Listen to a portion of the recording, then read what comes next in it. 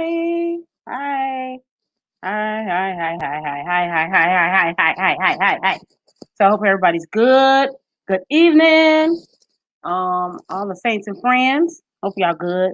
So okay, happy Sunday. Hope everybody had a great Sunday, whether you were tuning in virtually. I know some people are still going to buildings, so hope you're wearing a mask. So, good evening. Hope everybody really had a great Sunday. It's been it's been a good week. So first, a few housekeeping things. My friend told me to make sure I stay on task. So that's what I'm gonna do. So a few housekeeping things. Thank you, thank you, thank you, thank you, thank you so much for all your love and support. For all of the videos that came out from Kevin Lemons and how I call it, all the love, all the supports, all the shares. Thank you, thank you, thank you, thank you, thank you. Cannot thank you enough. I'm like really a little overwhelmed by it all. I know that may seem shocking because I've been doing this for so long, but hey, I appreciate the love. It never gets old. So thank you so very much. Also, some people may be watching you may be watching American Music Awards. There's a lot of stuff going on tonight. So if I have you here, I'm really grateful for that. Tonight we're going to talk about something a little different than what we've been talking about. We talk about all kinds of stuff. We usually talk a lot about creatives and surviving as a creative, or we've had guests on. We've had anything from pastors to other creatives. But tonight I want to talk about something that's kind of like near and dear to my heart, which is mental health. And I want to tell you why it's near and dear to my heart. Okay, I really want to help people understand why would I want to talk about mental health? Why would mental health be near and dear to me? But I don't want to keep my guests kind of like in the back while I talk about that part. But I just want to let you know that this is a safe. So this is a safe space. If you have a question of any kind, you can inbox your question. Actually, you can either drop it in the comments or you can inbox it to me directly, and nobody will see it but me. And you can be 1,000% anonymous. No one has to know whatever your question is. Okay, because I want to make this a safe space, and we're going to talk about mental health and what it is, what does it really mean, all the myths about mental health. We're going to talk about all that kind of stuff. Okay, so we're going to bring in our guest first, and she's going to talk about, and then I'm going to tell you why I wanted to do this, and then we're going to talk about who she is and yeah. Okay, so do me a favor, please. Like, I'm supposed to tell you all this stuff, right? Okay. Please like and share. So like and then share it. Like the post, right? The little thing. You can click the heart. You can click the little guy hugging himself, whichever one you want to click. Like it in some type of fashion, and then share it. Help somebody else. Okay. This is going to be great, especially for creatives. Okay. So this is going to be great. So I want to bring on a guest. Okay. We're going to make sure she can hear us too. Okay. Okay. Miss Hi. Amy. Hi, Miss Amy. Yes. How are you? I I'm can hear great. How you. are you? Can I'm you hear me? doing great. I can. Can you hear me? I can hear you. Oh, Yay. hi, Jihadi. So if you can hear her, I want to make sure that you can hear her in my phone. Okay. So if you can hear, I tapped her out by accident. Okay. So if you can hear, then, like give me a thumbs up or something, y'all. If y'all can hear, like, oh, yep, I got it. I can hear. Okay. So if you can do that for me, I greatly appreciate it. Thank you, Jihadi. Okay, so hi, Miss Amy. How are Hi, you? Yolanda. How are you? I'm good. Good. So me first, I want to make sure I say this at the top. In church we say our remarks at the bottom, but I want to say this at the top. Along with So, the three closes. right. Mm-hmm. Hi, David. So I want to make sure y'all listen. Y'all stay here. This is one of the greatest conversations we're gonna have um today or this year. So first, shout out to Cedric. Thank you so much, Cedric Shannon Reeves. Yes. This is his beloved cousin, Yes, I and he love him. I connected. love him. Isn't he amazing? Like he is really He a is. great guy. He is like a He really is. great guy. So thank you, Cedric. He connected. Cedric and I were talking, having our weekly check-in, and he said, I think you should have we started talking about something, and he said, I think you should have a conversation with my cousin. I think she would be great for what you're doing. She is a licensed therapist, and she would be phenomenal, and I'm totally open. So thank you, Cedric. You can Thank you, add it to my Cedric. tab. Add it to my tab, which is probably quite lengthy, but you can add it to my tab. Thank you, thank you, thank you, thank you, thank you. Yes. So welcome, Miss Amy Thank Miller. you. Thank you. And I'm sure I think we've met a couple times in Mm-hmm. passing when Yes. I was in St. Louis for something for Cedric. Yes. I'm always there, usually, either work in the front or I'm somewhere else. So he doesn't bring me out many times. I'm nice though. I really am, but he doesn't bring me out much. He Yes, doesn't ma'am. let he doesn't let me out much. Out And it's much, out much. okay. It's okay. You okay with it? So I want to first tell people why I wanted to talk about mental health, and then you Absolutely. can tell us about you, who you are. We'll just go through Hmm. the flow of a couple of questions, and then we'll let Okay. people. Again, guys, you can ask questions. So Please I want to do. be very clear. You can ask questions. If you've ever wondered about a therapist, wonder what it is, what it's not, things like that, whatever Hmm. your question is, there's no question too big, too small. There's no such thing as a dumb question. If you Yes. don't feel comfortable um, posting your question here, whether you're watching me from YouTube or anywhere else, if you don't feel comfortable posting your question here, you can most definitely inbox me your question. Yes. Listen, I hold secrets from all over the country. Don't worry. So just know you can inbox me your question and you'll remain anonymous. But I definitely Hmm. want to be sure that if you have a question, we help you. Okay. So Yes. why would I want to talk about mental health? So this is the short version of it. Okay. As a child, I experienced sexual molestation, and I Oh. don't know when it started, Mhm. and I don't know when it ended. Actually, so I Okay. don't know the beginning or the end. I was very young, and that molestation caused other types of effects. So I ended up being in what they call special ed. They probably have a very, very much nicer name for it today. But special ed then was, a horrible name to call placing that in because, you kind of often visualize the kids with the big hat on their head and, all those like myths about it. But it's actually not like that. But It's not. unfortunately, it's not like that at all. But No. unfortunately, they misplaced me, Okay. so I was a kid who actually learned visually, but that wasn't a term that was used then. And I don't, they didn't really know that kids learn like that then. Hmm. So I am a visual learner, and whatever applies to the music component of that, probably all those combined. Yeah. So I can, I probably have more than 1,000 songs in my head, like in some type of Wow. catalog I love it. system, that I can just off the bat, this song, this song, this song, this song, but they didn't know how to apply that to my learning. Okay. So the molestation affected my learning.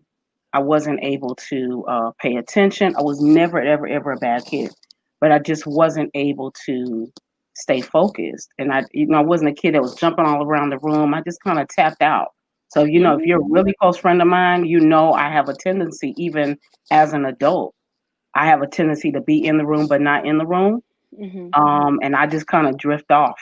And I'm talking about this because I normally when I say this because I will be, this is therapeutic for me too because Hmm. sometimes you be afraid people use that against you. Yes. But when I drift off, I just drift off into work. I drift Yeah. off into, Into oh, creativity. yeah. So I Yeah. drift off into, oh, I saw this graphic and this, kind of flooded my head. I drift off into music. It just is. I've been like that since I can remember, but I didn't always Hmm. know that's what it was. Hmm. So I ended up being in special ed all the way through college. Hmm. By the time I got through high school, by that time you kind of learn. I can admit as an adult that by high school I was really using the system. I Okay. knew that if I stayed within this certain lane, that I did not have to be among uh, the the population, the full Okay. population in Mhm. Mhm. every space. So I took history with everybody else. I took home ec with everybody else. But though everybody else, sure, but like math, English, things like that, I had the choice to take it with these special classes. So it Mhm. wasn't until and there were other molestation things that happened really even through that period. So it wasn't until I was a senior and almost a senior in high school. I was about 17 years old. And my parents were meeting with my caseworker.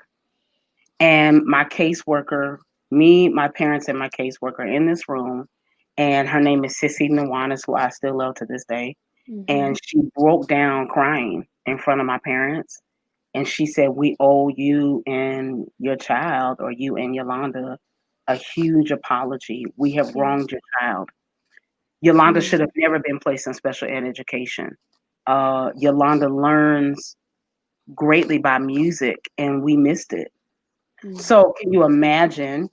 And I'm saying this too because I've learned by telling my story. Even this part may be able to help somebody else. Mhm. Can you imagine sitting there, 16, 17 years old, and them telling you that they wronged you? You don't even know what to do with that at Yeah. that age. What do you do? Yeah. My parents, I think, because they trusted the system Mhm. to do what they said they were going to do. I don't think my parents knew what to do either. Mhm. So I say this in all due respect to all parties. There was nothing done. I've never said it this far, but Yeah. I'll say it out loud. There was nothing ever done.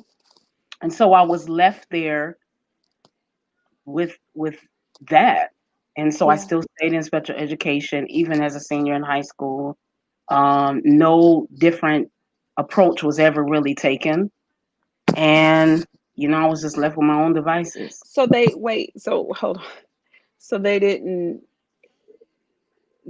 She was able to acknowledge it, but we weren't able to put you in a different space. No, no. So, Okay. I took I wasn't like singled out in the sense where people probably think some special ed kids may be like that. Mhm. I participated in school activities, Yeah. things like that. Church is a huge part of my life, Mhm. so I didn't go to dances by choice, because I would have preferred to be singing, Yeah. but at the same time, there was a lot of imbalance. So to Okay. answer your question, no, nothing was ever done after that. It was just like, here's the Mm. information. And my parents, bless their hearts, they didn't Yeah. know what to do with that. You're Right. Right. raising 5 children. How do you stop? I'm not saying they shouldn't have. I'm saying, how Yeah. do you stop long enough to say, well, wait a minute. So, and then, at that time, I don't think anybody put together, wait, so where did this even come from? Like, I don't Right. think that was really analyzed. How did Yolanda even end up in special ed? Okay. She's a really smart girl. She can maintain all these things musically, but how, Yeah.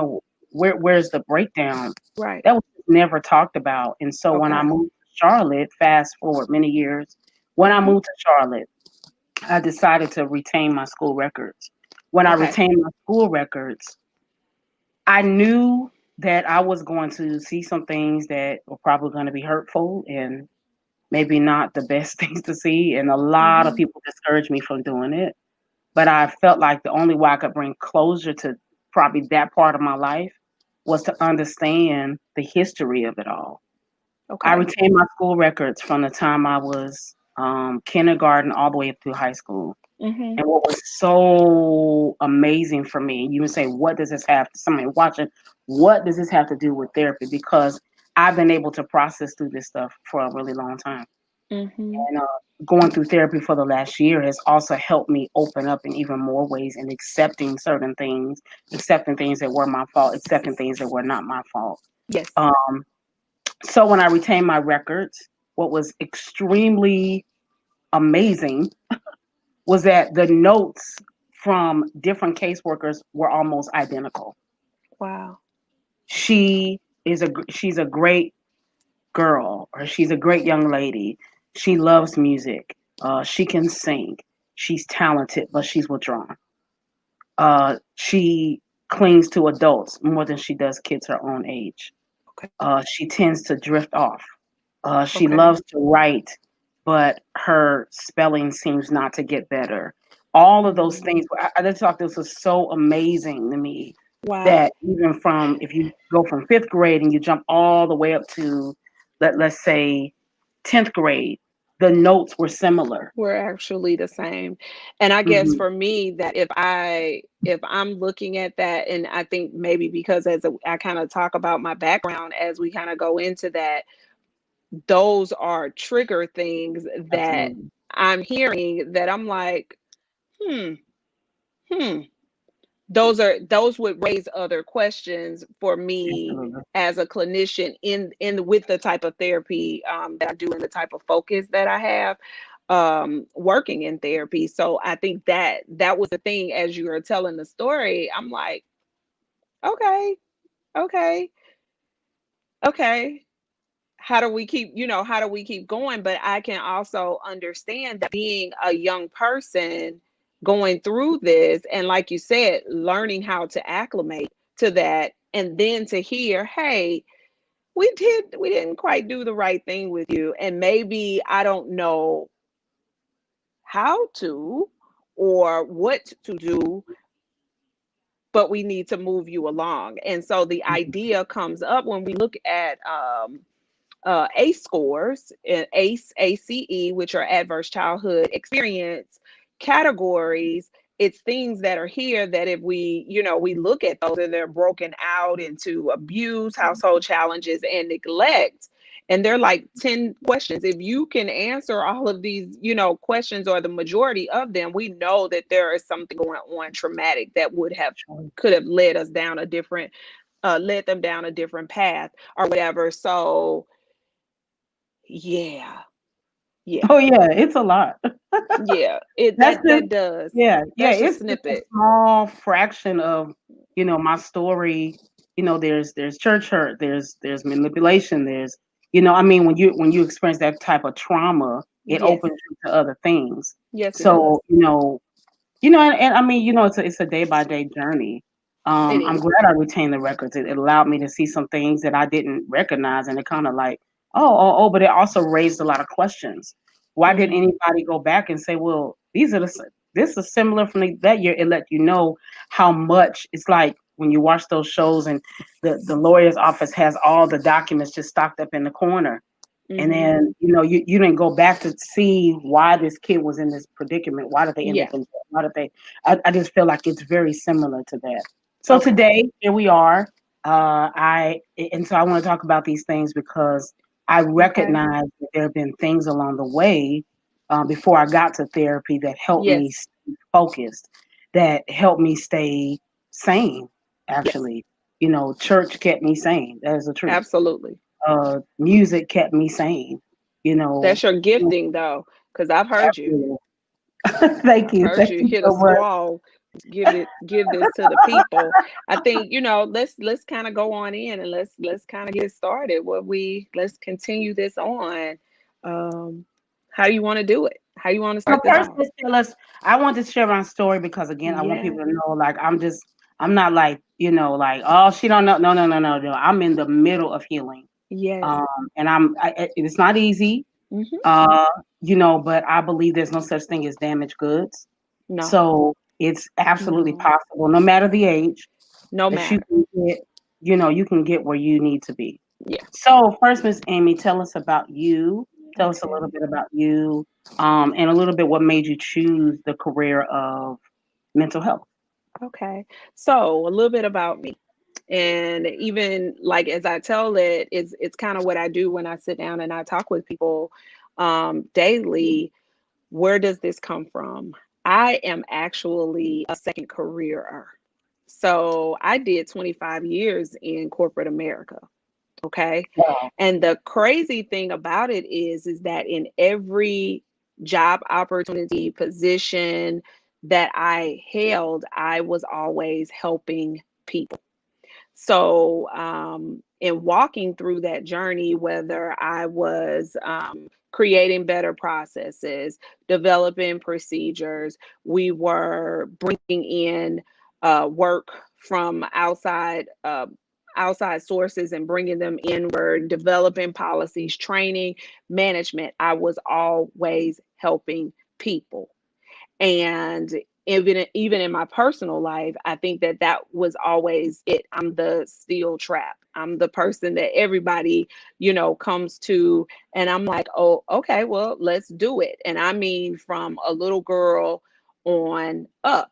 So as I'm working in corporate, and I kind of hit a stage in my life where I was like, okay, so what do you really want to be when you grow up? Okay, so I looked at, okay, you want to go and be an attorney. Now, mind you, I'm working, I'm in corporate, I've been doing it, and I'm still looking on what do I want to be when I grow up. This is something that what's my purpose? What's my destiny? What am I Yeah. here to contribute to the world? How will, if I'm not here, what mark am I leaving here? You Mhm. know, um, and I wanted to have an opportunity that whenever I did have a family, because I didn't have one then, when I like a family created from me, um, I wanted to have a space where I could be available Sure. for them no matter what. And who knew that all those years later we would be sitting in an global pandemic, right? Where this actually came into place. So I thought about being an attorney. I thought about going to become a school teacher. And then I fell into a counseling class. I just did. I don't know how I got there. I'm in this Wow. space and I am with my people. I felt like I was at home. I was Wow. with people that it didn't matter what race, what color, what your creed, what your religious background was, what your sexual orientation was, what your gender was, what your socioeconomic background was. It didn't matter. Everybody in that room in some type of capacity was there to try to lend a helping hand to help someone be a better them. And that's how I found counseling. Counseling found me, and I went on this journey. And Yolanda, I want to tell you this: I am who I wanted to be when I grew up. Right now, Nice. right now, Wow. right now, I am. I'm her. I love it. I love what I do. Um, I do this. I do it every day. Right. So that's really how I walked into counseling. It Okay. found me. I fell in love with it. It fell in love with me, and this is the journey. So as far as like the work that I do, like the type of therapy I think that I do, it a lot of it is geared toward cognitive behavioral therapy. And for those of us that are on here, cognitive, dealing with the things in the brain and the mind and our behavior, our actions, and how we move about. I do a lot of work with that. Most of my work is dealing with trauma, interpersonal and environmental trauma, those things that are affecting us on the inside, and environmental, those things that are around us that we are affected by, our neighborhoods, our environments, our churches, our jobs. That's on the environmental piece of it, and interpersonal, those things that are happening to us. I do a lot of work with the traumas, sexual trauma, mental, emotional, physical. But most of the work that I do, if I'm dealing with a lot of trauma, is dealing with sexual trauma, sexual abuse, Wow. um, um, suicidal ideation, depression, anxiety. That's a lot of the work. Just I work with anybody. The youngest client that I've ever had was 4 years old, and I think at this point in my career, maybe the oldest has been closer to 80, rounding about 80. So it doesn't matter. We all need in a lot of spaces to have somebody to talk to. right? So this is just who I am. I like to say I am a root cause therapist. So if you want to come into my Zoom and we want to, and I explain it a lot to people like cappuccino. So you have your cappuccino at the bottom of it. What you can't see is the Mhm. brown cappuccino that's there, and it's the espresso and all of that that's there. And then on top you have the froth. I don't really deal in the froth as a clinician. I'm always digging down. I need Yes, to go ma'am. down because what I know to be sure is what is not revealed can't be healed. So if we're not going to talk about why you're here, why you're spending your time, your money, your energy, why you are opening up to a complete stranger, then what are we in this room for? What are we really talking? Let's get to it. Let's work it out. And I'm the person that's going to sit in the floor, crisscross applesauce. I think I told you when we talked before, I am the person. I'm going to rejoice with you and rejoice. And then if I, with those that rejoice, and then I'll sit in the floor and I'm going to weep with you if we need to weep. If this is where we need to go, how we need to do it, let's do it. So as we are going in, I'm always there with you, through the journey. Okay. So really that's how, if you ask me like what was the question, how did I choose this career? It chose me. Bottom line. Oh, I love this. I love this. Yeah. Yes, ma'am. Yeah. Well, help us understand in a simple Okay. form what hmm is mental health. Okay. So mental health, it looks at a person's condition, basically. Is Mm-hmm. looking at this is the condition regarding their psychological and their emotional well-being. That's the easiest way or the quickest way to really kind of describe what mental health is. Does mental health, it sounds like it has such a stigma attached to it, right? Mm-hmm. Like something is wrong with it.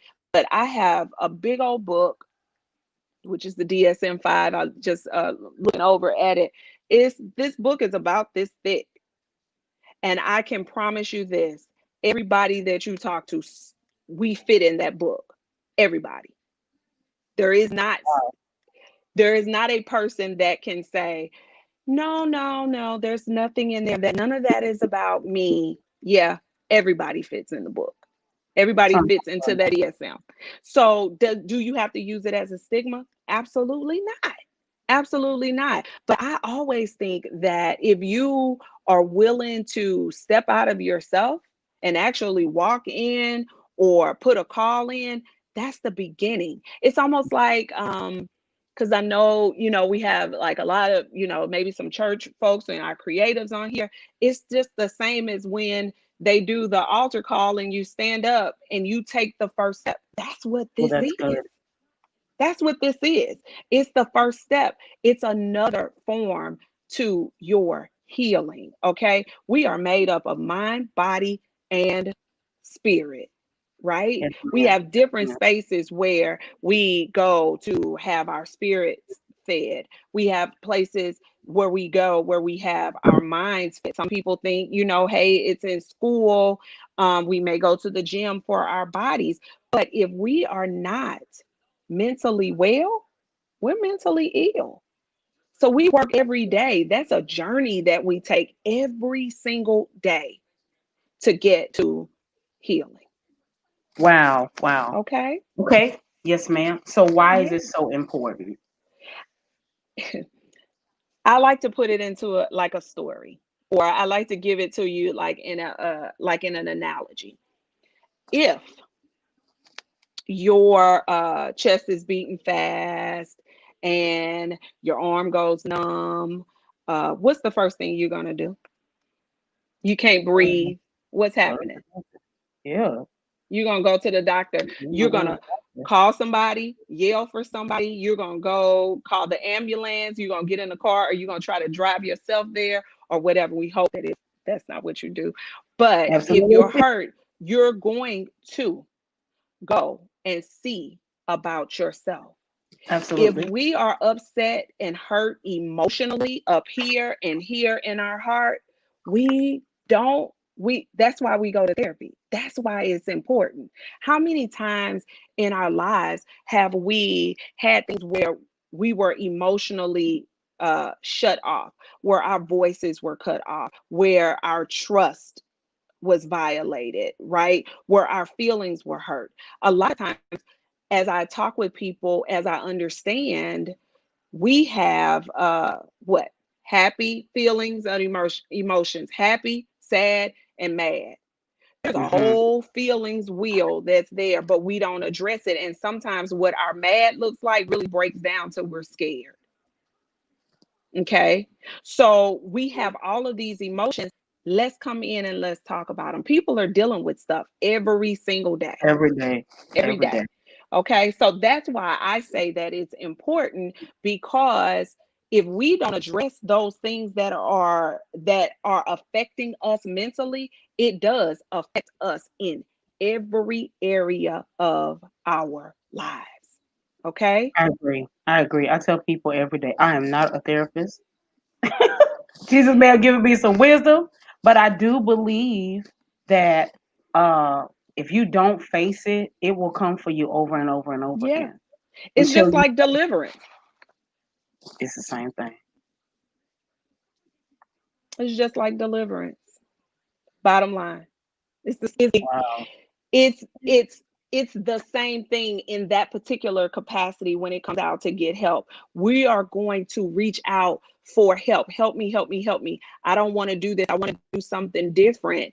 And change happens. But that's what happens when people come into, as of right now, because we are in this pandemic, they're coming into my screen every single day because they want to have help. They want coping mechanisms. They want skills to help them get through. They don't want to be the same way that they were. They don't want to yell at their kids. They don't want to, snap out. They didn't like it when it happened to them. So I don't want to do it to somebody else. You know what I'm saying? So Absolutely. we have to make those spaces open and available. And I think a lot of times when we go into this and we address a lot of the myths, especially, and maybe it could be an overgeneralization, and I don't really like to make those, but in the African American family, it's these secrets. What happens in my house stays in my house.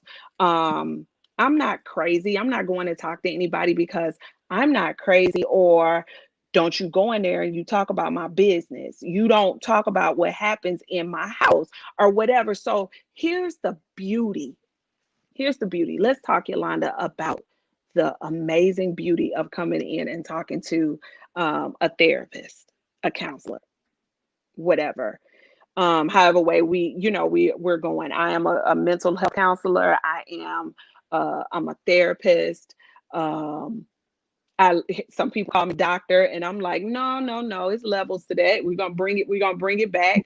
I'm gonna stay Right. where I am. I don't have a desire at this point to go back to school. I think that Jesus and Gabriel and all of them will have to actually come down, and it would have to show. I've been in school, Yolanda, since I was 3. So I don't really have Want to no go back and forth. desire. No, I don't want to. But if he tells me to go, then definitely I will. But the beauty about this is we have friends, we have family, we have loved ones, even in the church that we can go. We have our church people that we can go to and talk to. I am, as a clinician, ethically, morally, and more importantly, legally bound Yes, ma'am. to keep your secrets. To keep your secret. So, no, nothing that is said to me, unless you say you're going to do harm to yourself or to somebody else, can I blow the whistle? Okay. That's the thing. So I'm the person where a lot of times building a therapeutic relationship, they learn how to actually have healthy relationships with people, because you don't have anything to lose when you come and you talk to me as a clinician. There's nothing to lose. So you don't have to be careful about what you say, because I'm not going to hold it against you. It's not going to come up in an argument and we're having a discussion, and or a fight or some type of conflict, and I'm going to throw it up in your face. And sometimes that's what happens. And then Mhm. also, I am skilled in resolving conflict, skilled in communication, skilled in just giving you coping mechanisms and coping mechanisms as you are maneuvering and going through life.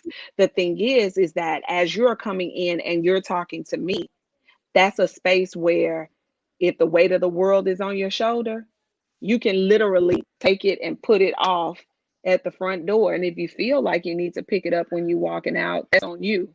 We come back and we talk about it the next week, right? But that's a space where people can be them.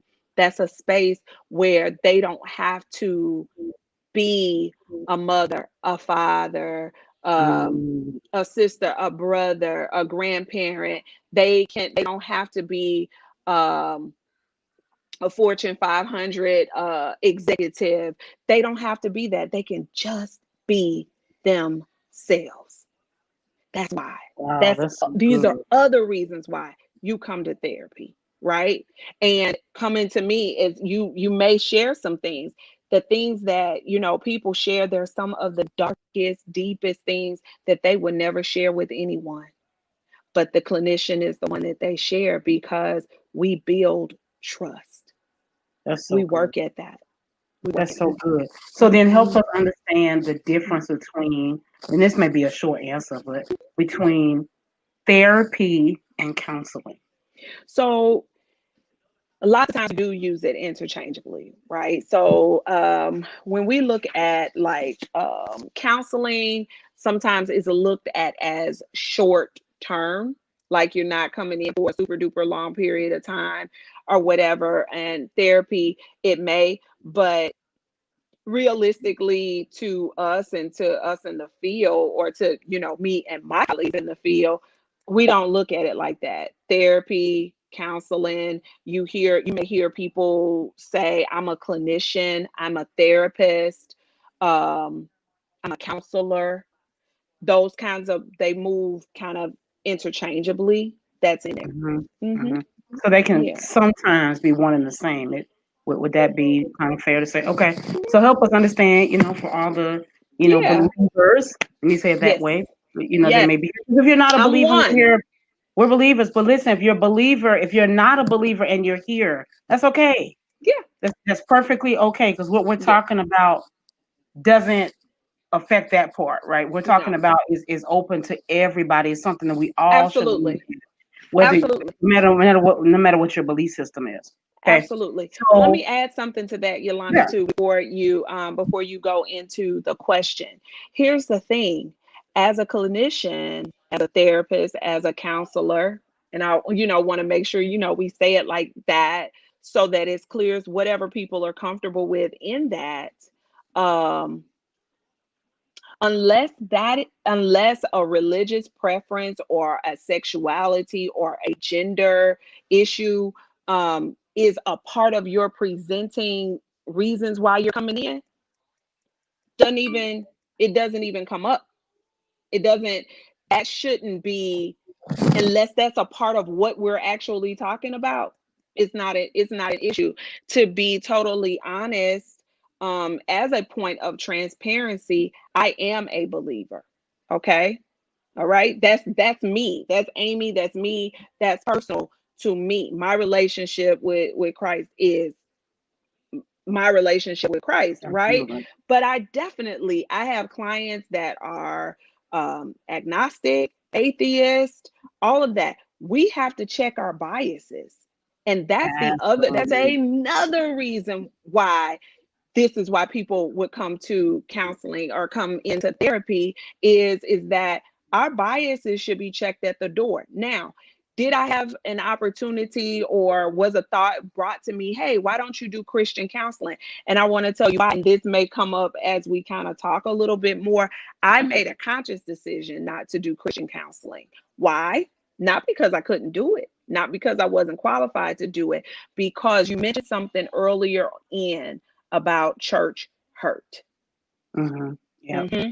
And I wanted to be the clinician that can address and be present for anyone that comes That's in. good. That's good. Okay. That was my personal choice. That was my personal choice to do that and to do that in that manner.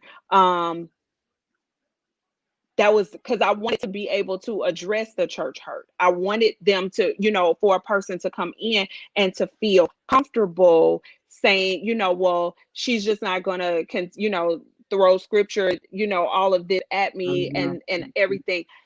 I want to be a person as a vessel to give things that pertain unto life and godliness if it's necessary. So that's my personal, and it's definitely no knock against anybody that does Christian counseling. Mhm. Everything and in every space that we are in, we as clinicians are necessary. Okay. Absolutely. So that's why I wanted to make sure that I said that, because that just adds to another one of those reasons as we're kind of checking things off as to why is counseling important, or why would I actually go to counseling. Okay. Okay. Yes, What was your ma'am. question? So since we're there, can you Mhm. tell us the difference between, because some people, I'm just being, I grew up, my mom is country, so my mom is from, the Show Me State, and so she's from Poplar Bluff. And if you don't know what, Mhm. you have to be from St. Louis to kind of know. Poplar Bluff is a little bitty town Mhm. in St. Missouri. And Yes. so, my mom grew up, in that, I grew up, I'm a black girl. I grew up in that family, and we don't Mhm. go to therapy. We go to Jesus. Mm-mm. Yes. We don't do that. Yes. You know what I'm saying? Yes. But a lot of people, I feel like even today, still feel like that. So, Yes. what would be the Absolutely. difference? First, if you're a pastor, love y'all. I'm not, no one's coming for you. But what would be the difference between going to a therapist and your pastor? Okay. The difference between having an in-depth Or why is conversation. it? Yeah, like why is it? Maybe I should. Why is it important to have your pastor and a therapist? Um, I would say it like this, because I want to make sure that I am being thoughtful in my response. Um, are you talking about potentially going to your pastor for counsel? Instead of, because some people won't. Some people, again, it's that thing where we don't do therapy. That happens a lot in the black community. I'm sure it happens in all communities, first of all. But I feel like it does happen a lot in the black community where it's like, oh no, we don't Yeah, do not sitting on no one's couch. Because that's what yeah, people think about, yeah, like Frasier, like yeah, you yeah, just yeah. laying back on somebody's We're gonna couch. sit back on the couch and kick your Yeah, legs up and everything. yeah, That's why I love the way yeah. that we actually do, the way that we actually do counseling. Um, Here's the thing, like I mentioned earlier, um, hopefully you have a under shepherd would that you can go and you can talk to. I've had two in my life, and both of them I can I can for one and could for the other, to go to them, and what I say would stay right there in their hearts. Um and there may be, definitely a moral, spiritual obligation, um, but we carry the legal. There's a legal. I cannot tell your business.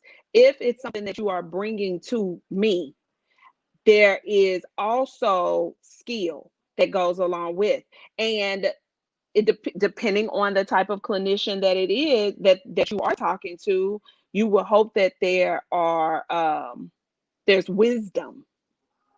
Hmm. There's wisdom with the clinician that goes along, with it. But I mean, it's your choice and it's your preference, is where you can have conversation with your under shepherd or your pastor, um, and you may not. But I think that is still your preference. There's some questions coming in. It's popping up on my screen. Yeah, yeah. What is There's some this? class. Well, what are we supposed to do So with it's it? the comments. Oh, no, it's the comments that people are making. So I think some of it Oh, is just family members here, that's my maybe cousin. Hi, colleagues, cousin. some people making comments. Yeah. So some people go to therapy with the pastor, but some people go to counseling with a pastor, but he is not a therapist. And he And I doesn't have to be. Yeah, definitely. And he or she doesn't have to necessarily be um have to be a therapist, because you're going to them for different, you're going to them for their, advice. As a clinician, what am I doing? I am also, and hopefully your pastors would be doing the same thing. I can only speak for me, and I'm not a pastor. I don't think I need that type of mantle I feel like on me. Um, yeah, no.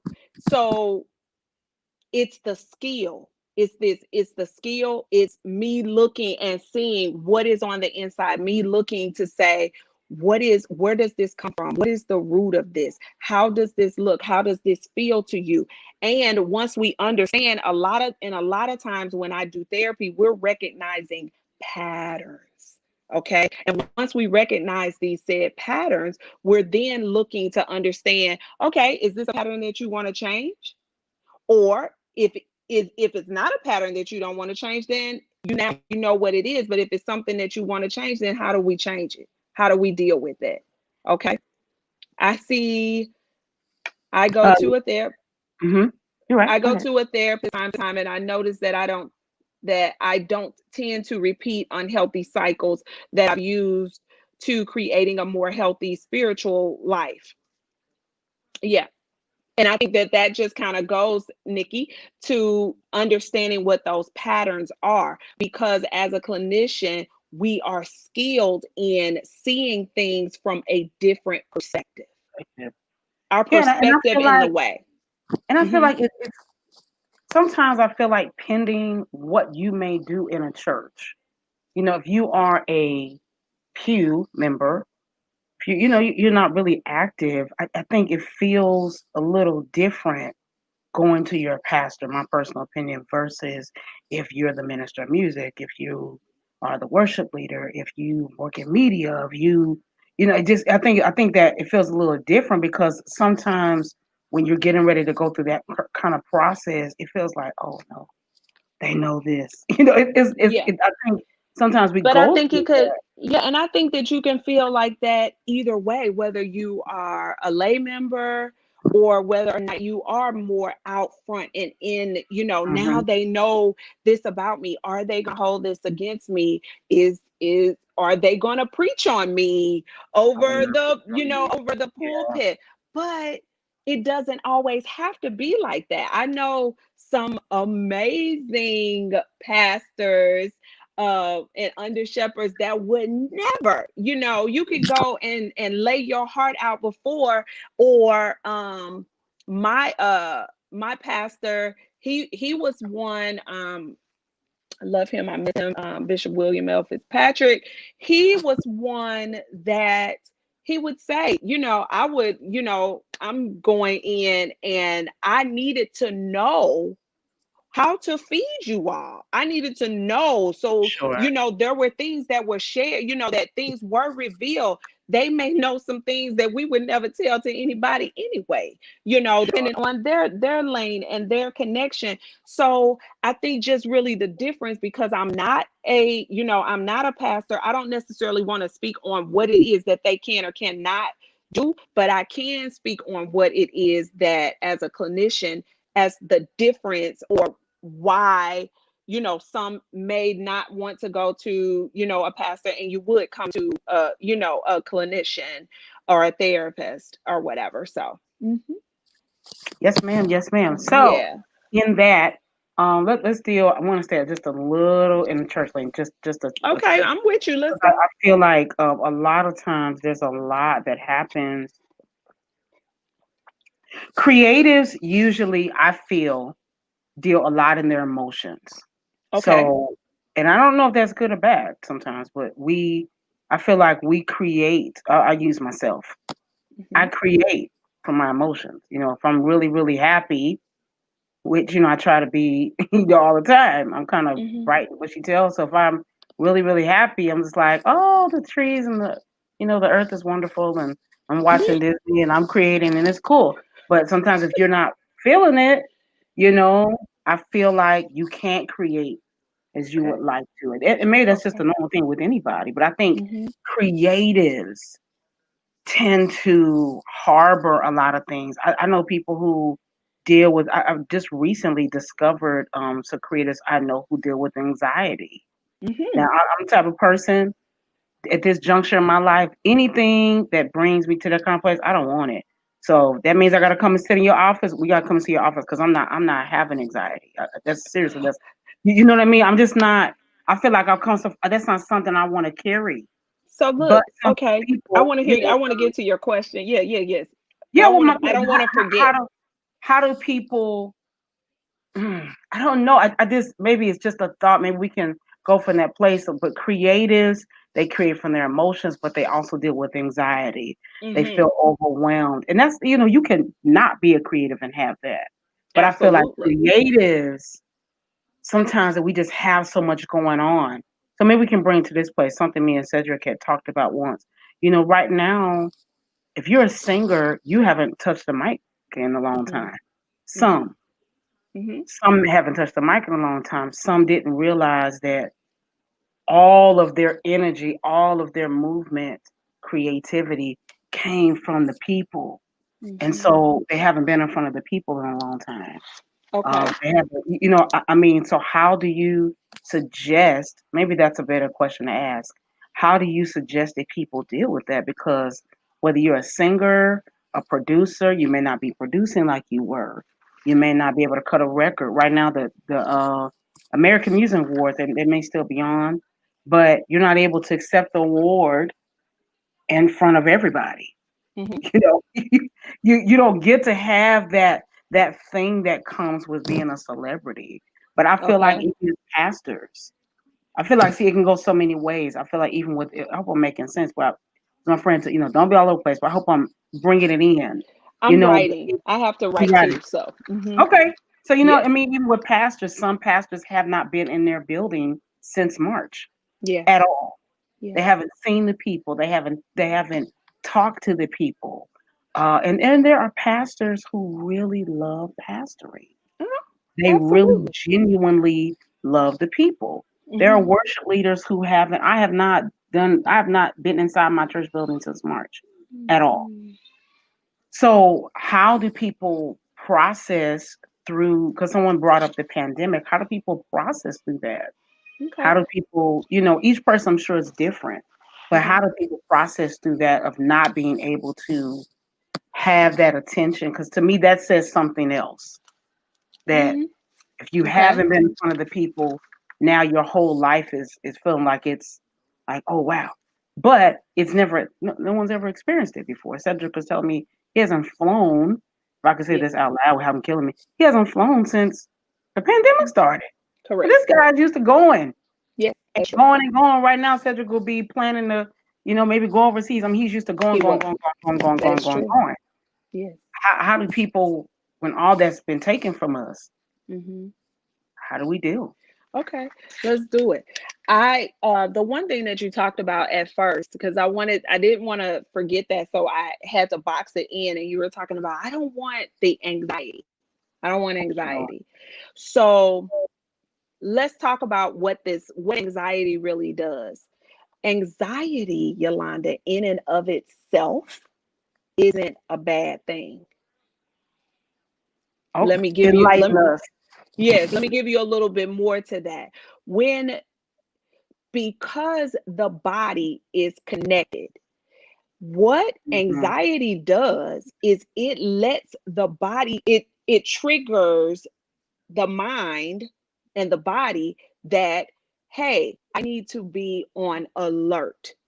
What do I need to be paying attention to? Okay. The way that anxiety, and this, I kind of talk through this, and I want to go through how the brain, when the brain sends information in through the amygdala and the hypothalamus and the hippocampus and all these things that affect our emotions and our thoughts, and our amygdala and how it hits our physiological responses. Okay, fight, flight, or freeze. That's what we're going to Mhm, do. mhm, We are going to respond physiologically to things whether we want to or not. Our bodies, our minds are going to tell this is what's going to happen. So, have you ever had those moments, especially in dealing with trauma, where you almost feel like you were in quicksand, mhm, where mhm, your brain is saying, go, move, but your mhm, body feels like it's doing like mhm, this, mhm, mhm, right? That's that physiological response that's hitting those the adrenaline and the cortisol in the body that's telling us. What anxiety does is it lets us know to be on alert, that there, hey, there may be warning, trigger, trigger, trigger, trigger. mhm, What am we going to do? Here's the thing. We, as things happen in our lives, whether we're talking about COVID, whether we're talking about other life transitions that we are experiencing, especially mhm. for us right now, job loss, grief and loss of losing loved ones, uh financial troubles, literally the safety, the baseline of our needs, food, water, and shelter. Okay, there are imprints into our brains that our brains tell us every time something looks like this. Okay, this is what we did the last time, this is what we are going to do now. Okay, Mhm. once we recognize that we have the ability to change, that introduces choices. Okay, Wow. that introduces choices to us. And this is one thing, as I am watching, we are living with something very specific in my personal family, with Alzheimer's, and in my family. And one thing that I am learning is, and I know, and I'm living it, change is inevitable. It's going to happen whether you want it to or not. It's inevitable. It Absolutely. will happen whether you want it to or not. You Absolutely. have you have the ability to make a choice. You can do it kicking and screaming, or you can do it with grace. That's Okay. good. That's good. And if some things we're going to kick and scream a little bit, and still that grace lands out there for us. But what I'm watching in my personal life that's happening with change with Alzheimer's is, I am watching, well, as a point of transparency, I am watching my mother handle and my father handle this with so much grace that it's literally changing the way that I see change. The Wow. way that I see change Wow. is changing because of how I am watching her go through. She is not, well, my dad would probably say something different, but she's not fighting. She is going, and she is dealing with this, and she is still smiling. When I walk in, I say, "Hey, pretty girl." She come around, she say, "Hey, hey." Now she may have just finished screaming and hollering at my dad. He's the one that tends to get it. She's always nice to me, and she's always nice to her grandson. So, but in this grace, in this season that we are in this huge change that's happening, we have to Mhm. understand that that anxiety that's there, what is it telling us to do? What is Sure. it pushing us to? Sure. What is it pushing us to? Because is there another way that we can do this? How are Oh, that's we good. going to work at being creative in the spaces that we're in? I um I have, we've gone through this, and as we've been living this since March, in different systems that I am a part of, where they were dead against doing stuff online. We don't want to do this Mhm. this way. Mhm. We were forced to, and we found out that is not quite so bad to do it this That's way. so bad. Yes, So ma'am. we walk into these situations where we have an opportunity to create differently. So That's how do good. we do a paradigm shift here? We change, we have the ability. Why? Because we know that we have a choice now. Absolutely. We have a choice. Here's the That's so thing. good. Anxiety sits in the future. Fear sits in the past. Right now, in the present, is the only space that we have some resemblance of control. Fear is in the past because this is what I remember. I remember that I'm scared of birds. Don't like them. You don't have to worry about me going to the Wow. zoo, going to the birdhouse. I don't have to do that. Somebody else can take my child to the birdhouse. That's good. I'm good with that. I have a fear of birds. And to all my church people, I know God is not giving me the spirit of fear, but the power of love and the sound mind. I get that. I don't like them, period. But that's my fear. I remember fear. Anxiety says anxiety is in the future. If a bird comes in this house, what happens if a bird comes in this house right now? What in the world am I going to do? What happens if? What if this doesn't happen? What is that? You can't do anything about the past because it's in the past and the future hasn't even come yet. So fear is done and anxiety is in, well, you guys can't, the camera doesn't matter. Fear sits in the past, anxiety is here in the future. You can't do Hmm. anything about either one of those. What do you have right now in this space, in this moment? What can I do to move me forward? What can I do Good. as a Good. That's good. creative? What That's can I good. do? I can create again, because if I created before, Create again. Oh, then I that's so have the good. ability to create again. Okay? What can I create again? Okay? And the only thing that's here is what will hold me back from doing it? What will hold me back? Fear could be one thing. So, what do? You do it scared. As a creative, um, as an entrepreneur,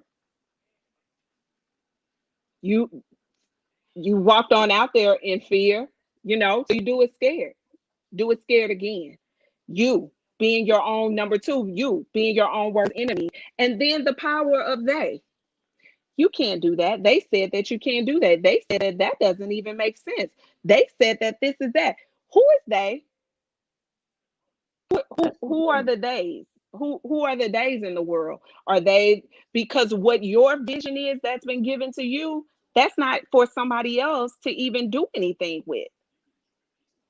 That's your vision. So you walk, the days of the world can't even do anything with your vision because they are not supposed to understand it. Yolanda, they're just not. So I think a lot of times, and somebody said this to my business partner, to stop shooting for perfection and shoot for success, because we don't have to be perfect in doing something. Our goal is to be successful. Our goal is to reach the people. Our goal is to reach the masses. So maybe if I'm used to doing praise and worship, or I am used to, getting in the studio and I'm producing and I'm doing this. What's another way that I can get this done? What's That is another good. way that I can be creative? What's another way that I can be successful? That's good. So Because it it's sounds not like this is kind of perfection. lifting the limits off yourself, like because Take them away. even though we're limited, maybe in travel limited, but there are other ways Yeah. um to use your gift. Yes, absolutely. How many and even in this season where we're not going anywhere, we're not traveling, we're not out and about as much. Is this the time where we kind of maybe sit in and figure out what the next thing is? Hmm. What's the next thing that's there that's for me? Because I've been successful at doing this. Well, I can still do this, but then what about this? What happens with the next thing? How do I do this next? What's the next best thing? And I'm not talking about you just racking your brain, because other people that are doing the creative thing. They're being just as creative, right? So what have we Right. learned in COVID? We've learned that I'm a sorority girl. I love to go to be at my sorority meetings, but when we were able to go, I'm like, oh, I gotta go. Oh, the meeting is so Mm, long. Now mhm, I mhm. wish, I'm like, when are we gonna be able to get back together again? When are we gonna be able to touch each other and hug each other and say, oh, you look, so nice today. How's everything going? How's your family? So what do we have? We have Zoom. We have That's so Hangouts. good. We have FaceTime. We have other ways that we can build connections. Maybe I was, talking to you, but maybe now I'm actually going to get back to writing letters. I have one of Oh, my cousins in Chicago when we were younger. We would write letters back and forth to each other and mail them and all of that. Do we get back to the personalization of that's life? so good. Oh, I really agree with that. So how do we get to that space where we learn how to do something different? I agree with that. Yeah, I think we've definitely lost. Today I put up a video. I usually always put up something like "Have a great day at worship" on Sunday, and then I saw this video. I'm part of Kevin Owens High Call it, and I said, "Man, Mhm. I will never take this for granted again." Yeah, I say 800 times, yeah. and a lot of times I told Cedric one time. I said, "I all those times he went overseas, I'm grateful, Mhm. but I can't actually remember every moment." Yeah. And I We don't know if take you're that time. supposed to remember, remember every Yeah. moment, but I feel like I didn't really. I'm grateful for all these wonderful things I've done. Mhm. But And our man, I feel like, connections. yeah, And it's like these I didn't connections. live. Absolutely, I didn't like live in those moments fully. Yeah. They were there, but I don't feel like I really maximized that moment. And maybe sometimes it's just about slowing down and just Yeah. living in that moment. Like you said, I mean, just getting back to just somebody said, just pick up the phone. It's like we've advanced so much in technology Yeah, because we that use this. This is absolutely, what we use. Yeah, we absolutely, text instead of picking up the phone and talking. absolutely. And but we miss each other so much. So okay, well, I have Zoom fatigue because this is what my cousin. I knew you were gonna say that. Hi, cousin. She's the one. She's the one I write the letters to. You write letters. Um, um, and she still has the letters. I love her. I love you. Wow. So the thing is that we get on the phone now because we get on the Zoom so that we can see each other. Because Mhm. before we so good, we would just shoot the text message and hey, how you doing? Now I want to hear your voice. I want to hear your voice. I want to tell you that I love you. I want you to know that I appreciate you because it's not promised.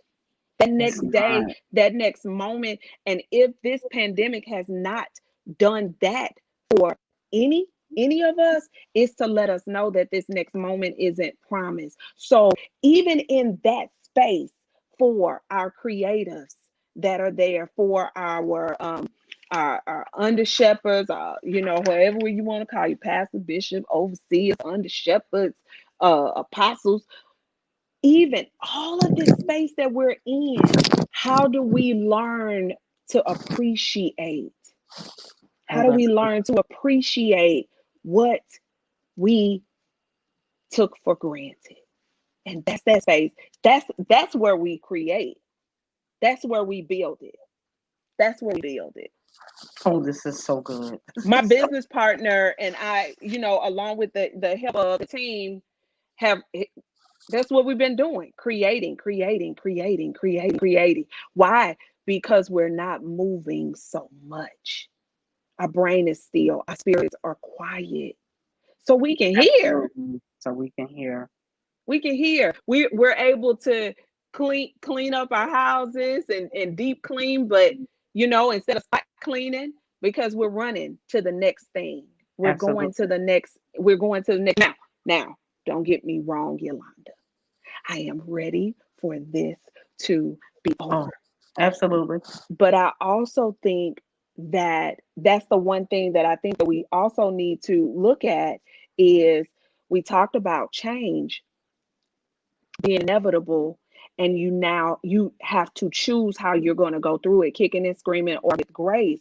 But it's also looking at grieving the loss of the way life was Yes. before this pandemic came on the scene.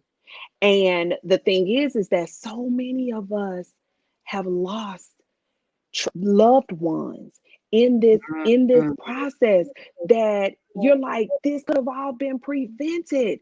This could have all been prevented.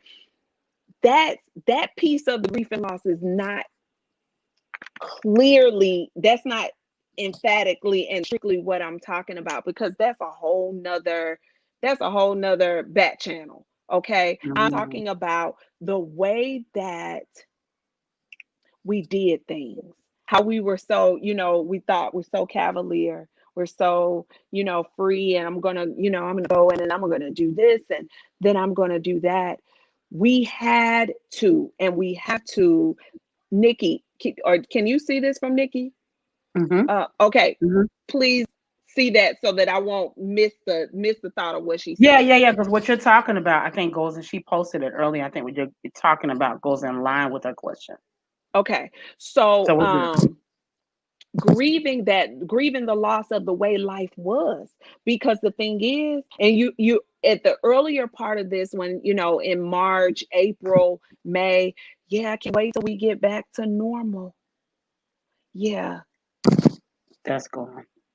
Yeah. And it doesn't mean that it has to be so bad that it's Right. gone, Absolutely. but it's the fact that we have to acknowledge and accept that it's not going to be fully the way that it was. And we No. don't really know what the new normal will actually look like. We Right. have snippets of it. We have snippets of how it would look. I think that in the end, when it all kind of shakes out, I think it's going to be a little bit of both, because I don't think, some of us are not going to want to let go of, the spaces where, hey, I get to sit with myself today. Yeah, I'm not running around. I think that we are going to adjust in a lot of ways how we move in the world, Mhm. period. But I Mhm. think us first getting to that space where we understand that it's just not going to be, we have to embrace the fact that this is going to be something different. Just like we all ran out for toilet paper and paper towels. Um, and then the toilet paper and the paper towels came in. And so it wasn't a big deal. You're like, oh, I have flats of it at the house. I don't need to Right. get Right. any Right. more Right. toilet paper and paper towels. But then when here in Missouri and in Illinois, they went back in and they started doing another shutdown, right? So Mhm. it started pulling things in close, and then people start going back out again. They start going back out again to gather this stuff and all of that. It's looking at how we are going to embrace it, because it won't be the same. But does it have to be the same in that capacity? Not, and I'm definitely not talking about those of us that have lost our loved ones um through this. That's a different thing. That's a whole different thing. And a different way of having to grieve that as well. So I want to make sure that I'm not speaking on that piece of it. Okay. Yeah, I think we do have to grieve what happened. I mentioned to Cedric that you said talk Cedric a lot because we talk so much. But I Mhm. was in rehearsal before we had went to LA with Kevin Lemons, and we were in rehearsal. He said, and people always say I'm a church girl to my bones, right? And he said, y'all, I don't think church is gonna return the way it used to. And I don't know why when he said it, I told Cedric, I felt like falling out the floor and just Mhm. bawling, crying. And I was like, oh, I can't do that here. Wait a minute. And it just hit me when he said, I don't think it's going to return like that. You know, how we today, I was like, man, if I was back home in Denver, I'd be going to a 4 o'clock musical or something. Like all of that. And like I said, I think there may be some type of balance of it. But Mhm.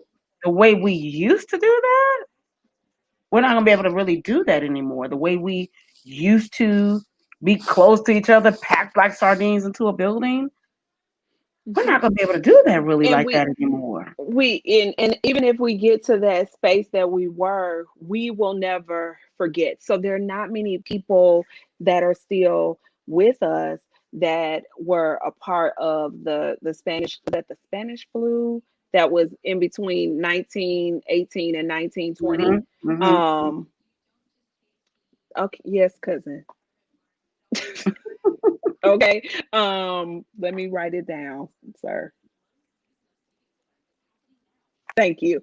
Um, it's not like it's the way that we just have to. I think we're just going to be a lot more cognizant. Mhm. I think we're Absolutely. going to be a lot more cognizant of it, and it's no different. So when we think about like grief and loss in the terms of someone passing away, if I particularly lost a loved one to the flu, whether it was influenza A or influenza B, I am more cognizant to someone when I see them cough, when I see them, Mhm. Mhm. doing, you're gonna pay attention a little bit more. Hopefully, we will care as individuals more about taking care of ourselves Mhm. so we won't emit that out into the world. Hopefully, it Mhm. starts at home for us and Absolutely. we don't have to police each other, because if we're policing ourselves and we're tending to what we need to tend to, then everybody is taken care. But we know that people make the world around, and everybody is not going to see things, and we cannot. I told my girlfriend today, you can expect you out of everyone. Oh, that's so good. You say it then, put So somebody in the back. you're so funny. You You cannot. really You do just really can't. You can't expect you out of everyone. It's just not. It's not going to happen. So people are going to just do things differently. They're going to just process it differently. And so here's my grieving losses during the pandemic is like no other grief, because final goodbyes were not normal. Yes, that is true. When we are talking about these, when specifically in the loss, in the actual passing away or transitions of a lot of people, especially in the earlier times, um, in the earlier months, everything looked totally different. But it. look at this though. We became more creative. We had drive-through services; those were there. Remember when they would prop the people up and have the, different Mhm. different things? But people had to bring that back and regenerate that to give people an opportunity to do something different. We still worked in the world of creation. We just had to Absolutely. create it differently. Okay, we just had to do it Absolutely. differently, right? Yeah, And yeah, some absolutely. people never got a chance to do these, do their finals, say their final, their goodbyes, and different things like that. And I know, I don't, I just, that's a, it rolls into a whole nother different, it For takes us sure. down a whole nother rabbit Yeah, hole different when it lane. comes down, that is really sensitive. And as we kind of talk through like the grief and loss process of it all, and how going through the process and then the different stages of it, we have denial, where I can't believe this is actually happening. Bargaining, well, what if I would have done this, if only if I would have said this, if only My if I goodness. would have done that, or you have anger. I'm just pissed. Why won't this just go? Why won't this just go away? Or I'm sad. I'm sad. I'm depressed. I'm, that those two going in the same, on that same line and category. How am I supposed to move on? What am I supposed to do? And then you have acceptance. But the thing is that with that grief and loss process, it doesn't go linear. It doesn't do this.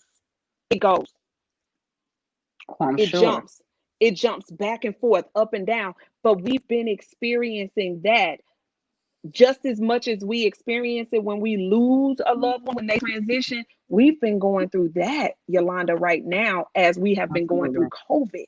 Oh, absolutely, because it takes you through the, the pandemic takes you through so many emotions. And then we were in the election in the middle of the pandemic. Oh yeah, And then you had racism. You know absolutely. this it's not that racism wasn't always there. It's just it seemed like racism grew another head. You know what I mean? Now Hmm. we have even and I'll be careful, but now we have these um you know people in spiritual spaces coming out saying things that we didn't expect them to say, or we always knew they were like that, but we just expected them to keep it to themselves. But Hmm. we have a lot going on Yeah, that we're experiencing on top of our own experiences. yeah, That's a we lot. do. You It know, is a when lot. I that's a lot. When I think I'm a single girl, in Charlotte. I got friends and stuff here, but I haven't seen some of my friends since March. Yeah, I did not yeah, see them. I've yeah, not been in my building today. I was watching my church live, and my pastor said, "Y'all stay for the first time in my whole life. yeah, I missed standing. Who would think you missed standing? First of all, yeah, some of us don't like, we like, oh, I'm gonna hold on to this money. I literally was sitting here like, I missed standing with the yeah, money in my hand. yes, I yeah, never, but we took so much for granted. yeah. We took for granted being able to get on a plane or a train and just Freely. get on Hmm. without all the extra. I Hmm. flew one time in particular, and a lady was sitting next to me. She was the nicest lady. I mean, this lady was so, so, so nice. But the way she guarded herself. Hmm. See, I don't think sometimes we're really paying it. Okay, now I feel it. Okay, I don't think sometimes we're really paying attention to other people, right? Hmm. So I've flown sometimes, and people have been cool. You good? You good? Yeah, I'm good. Yeah. But sometimes I've flown and people like, I have this my own stigma, like, Hmm. oh Lord, this black lady with this larger bottom is coming to sit over here, Mm. and then I'm a curvy girl, and then but now I'm coming and you don't know what I got and you don't know where I've been. So people Mhm. they move themselves over. And Mhm. I noticed when I sat next to this particular lady, she was a little bit it was very interesting. She was a little bit more cognizant about her body language actually. Mhm. More I think back. She was cognizant of other people, but she wanted somehow it felt like she didn't want you to feel like she was, like don't touch me. It was a Mhm. very interesting aura she had. It was Mhm. cool though. She asked, "Can I eat this? Do you mind?" Yeah. It was like, "Oh Yeah, wow." we didn't What I mean? care about when we get on the No. food with all the stinky food to eat and different things like that. We Some of us are definitely going to be. And here's the thing, don't ever forget that. Because Oh, that's so good. as we move into doing things within the new normal, that will be what will be the new normal.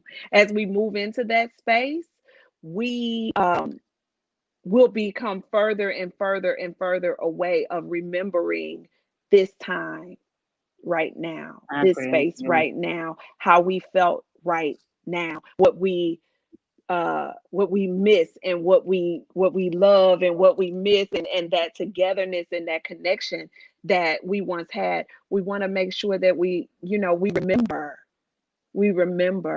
to be Mm. more and appreciative of one another.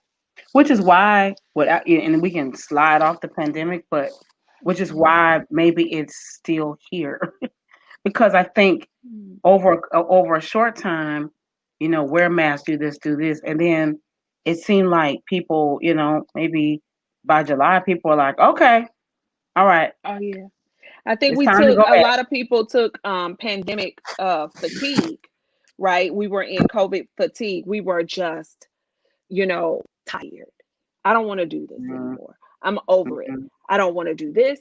I don't want to do that. And then boom, it hit. these kids might not go back to school. Yes, So are you absolutely. serious? They're Uh-huh. not going, they may not be going back. What do you mean? Mhm. So then that happened.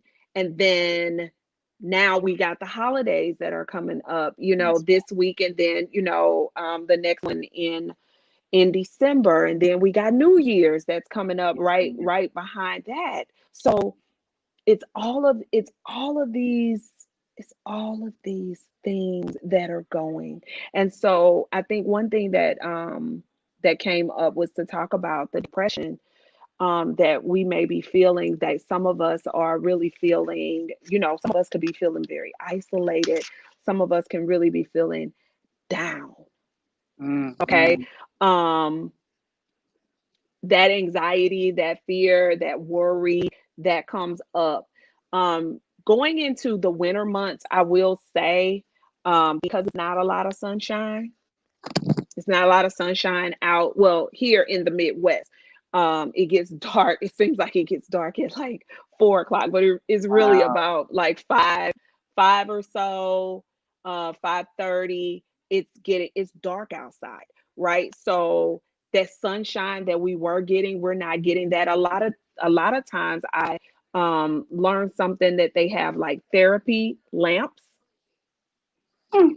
hmm They sell them. I know they have them on Amazon, where you can get them, and they're lamps that kind of simulate the feeling of the sun on you. That's Ooh, one thing sounds that great. I've been talking to people about, or those therapy lamps. It is exercising, um, reading, taking that time, Mm. finding a new hobby, something that is of interest to you, that disconnecting. Here's the thing, dealing with depression, a lot of this stuff that we are seeing in reference to the pandemic numbers, what's going on with the election, what's going on with the racial tension in the country, what's going Mhm, on in mhm, the job mhm, market, mhm. what's happening here. Sometimes we have to take this and put it down. Yep, Disconnect from it. Do yep. something that you don't have to think so deeply about. This is something that I do when I see, and this is a point of transparency. When I've talked to people all day, um, sometimes I literally just have to sit there, and there is no music, there is no sound. And then some days I need the music all the way loud, loud. I need everything. I need to hear it because I need something else to push. Dealing a lot with depression. Here's the thing. I don't prescribe medication at all. Um, but sometimes we may need Yes, to ma'am. get some medication that goes. But what else? If you don't want to do meds, there's yoga. There's other forms of exercise, yoga, Pilates, reading, connecting, figuring out what it is that brings you joy, coming within yourself to understand, okay, what is missing here? What needs to be put in place? And hopefully it's a healthy coping mechanism. Mhm. Yes, Hopefully it's a healthy one that doesn't become a habit that you can't put down because you are addicted to it. And it's not going to serve you in your life, right? So yes. that's some of the things within this pandemic that I think that we can do.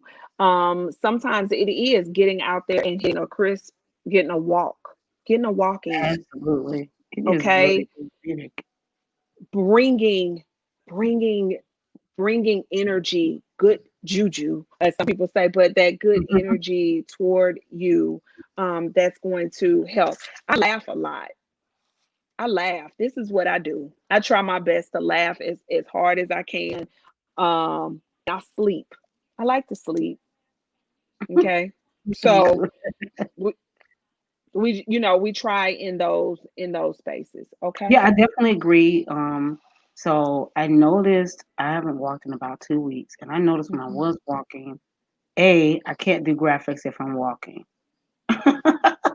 I can sing and walk, but I can't do graphics if I'm walking. And I noticed I used to sing and walk actually. Yeah, Um, because I was just thinking, well, if you can't do graphics while you're walking, then what's another thing that you can do? You could be writing a song and recording it right there in that phone Absolutely, and or my with phone. whatever voice recorder that you Absolutely. have. That is one thing that he did. My cousin did tell me. He said, uh, you're having these dreams and you're waking up and you hear lyrics, you hear the music, and it's already arranged. I'm like, mm-hmm. He said, you need a notebook. You need a notebook. You need a recorder. You Absolutely. need something by your bed. He said, you don't know what you got inside of you. You could be got songs that could change the world. I'm like, well, it went Yeah. away. So hopefully it'll come back, or It'll whatever. come So back. And it's nice to know I'm not alone. So I told Cedric when no. I hear music, I hear the whole thing.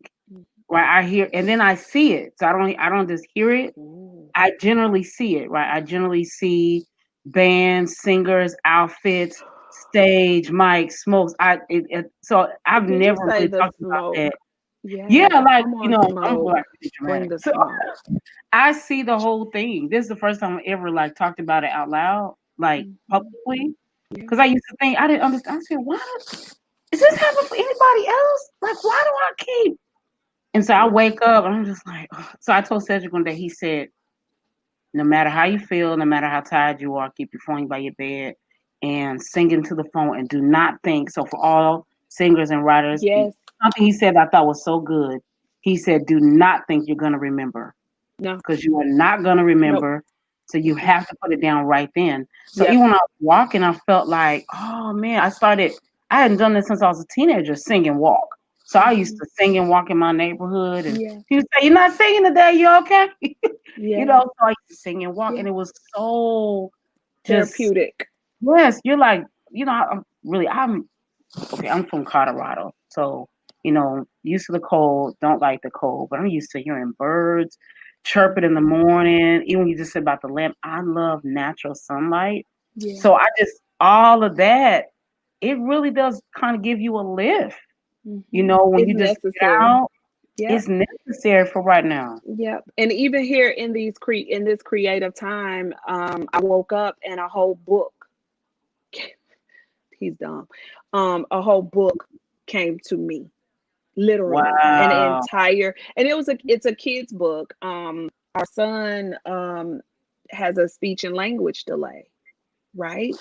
And the book came, and when I say the words to the book, it dropped, and an entire children's book, that's there. Wow. So the next thing that I know that I have to do is, and my business partner is going to kill me, but I have to create like a storyboard to go with it so that it can go into production. But those are those things in understanding where we create. But for me, I'm resting and I'm sleeping. So I'm calm and it's still. Okay. So, with that being, if we're wide awake and we're not moving around as much, how much more could you create differently Absolutely. than the way that you've been doing it now? We I need to agree. stop looking for the perfection and shoot for the success.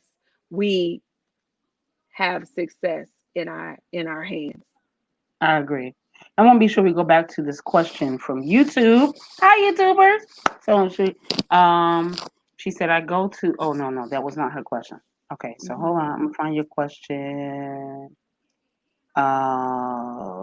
Here, and then I do have a anonymous question that I Okay. want to make sure I get to. All So right.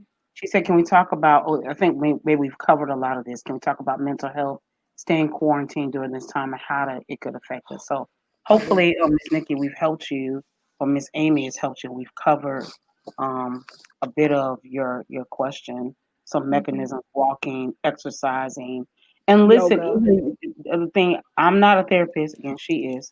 Oh, Yep. journaling, writing. this Mm, experience and this time that we are going through, documenting this, saying, because what you it's better out than in. So if we're taking this and we are putting it here, we are expressing ourselves in a space mhm, where mm, we those not so positive feelings that we have, we are putting it down. We are mhm, bringing it out of the inside and putting it out in the space. So journaling is another thing too. Huge, mhm, mhm. huge. Who knows what can come out of journaling?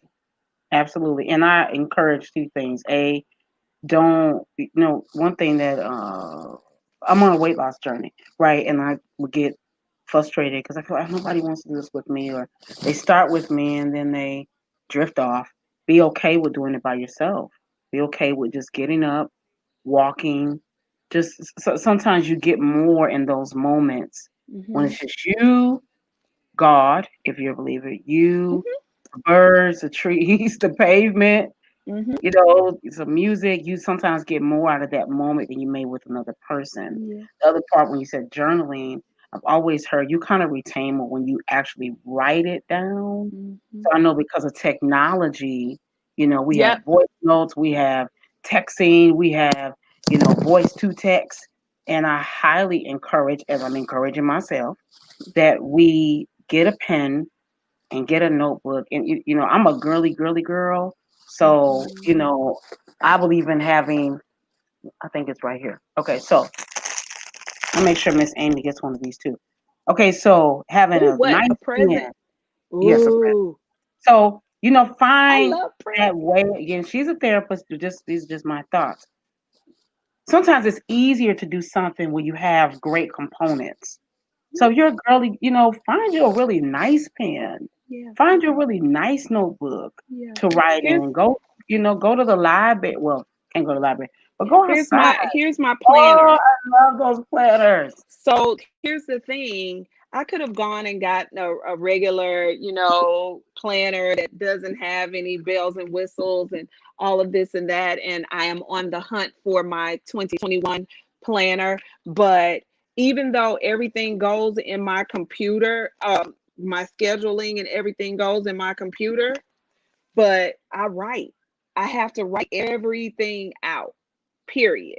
You see what I'm saying? So I think that it ferments it. It puts it in concrete when you put it down. And then that way you are clear and expressing everything that's set for you to express.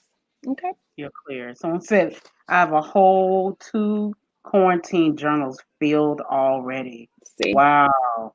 The Yeah. happy planner is amazing. The happy planner Yeah, is I amazing. love the happy planner. Yes. I do want to be sure that we don't keep Miss Amy, too Yeah. long. But I do have no still. If you have a question, whatever your question is, again, there's no question too big.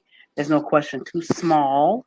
If you don't Yeah. feel comfortable, asking your question publicly, again, you can still open, your inbox, the inbox. Okay. Yes. So I Yes. do have an anonymous question, Okay. and hopefully this person's still here Okay. to hear the answer.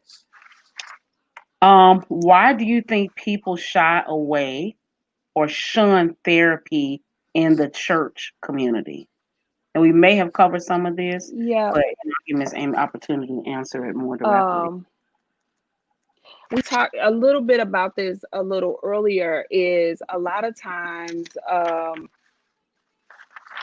you hear you're going to, well, I'm just going to take it to the Lord. If I'm going to pray about it, I'm going to take it to the Lord, and I'm not going to tell anybody but God.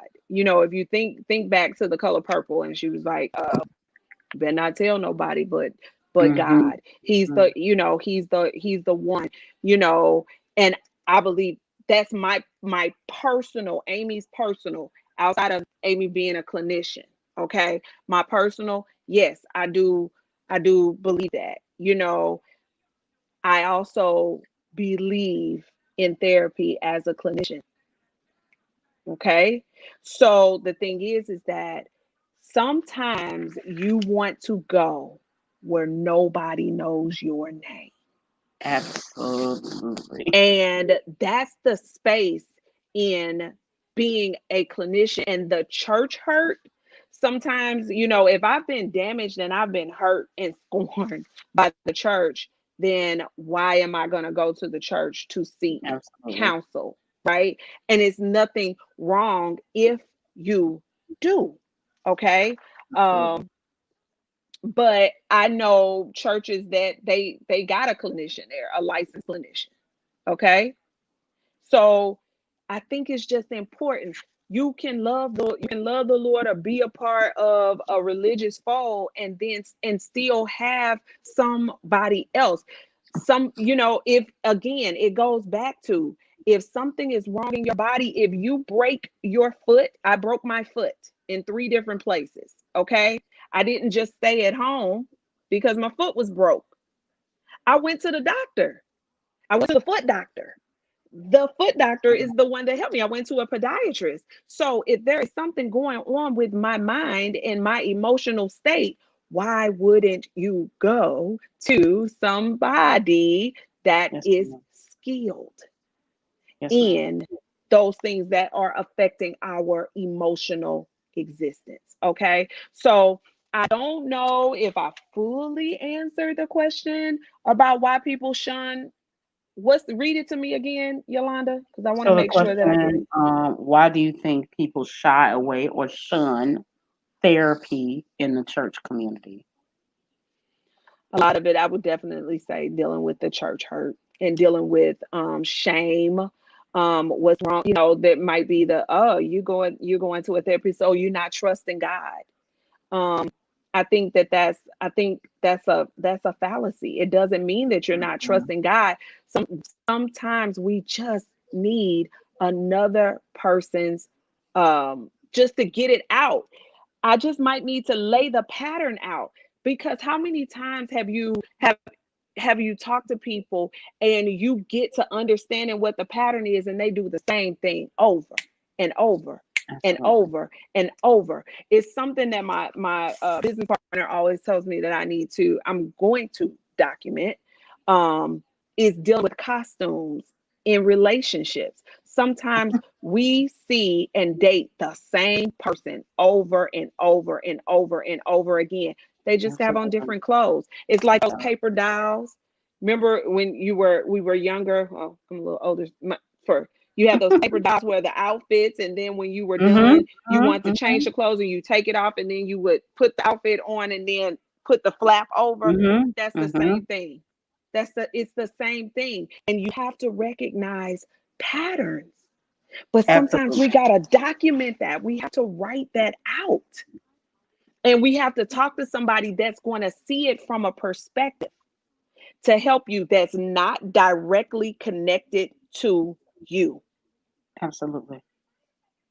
That's Absolutely. where I it feel comes like from. therapy is a very, so I want to say as a person currently in therapy every week. Mhm. Not because I'm dying, not because I've never done drugs, I want to live up till 90, things like, because I want to be married healed.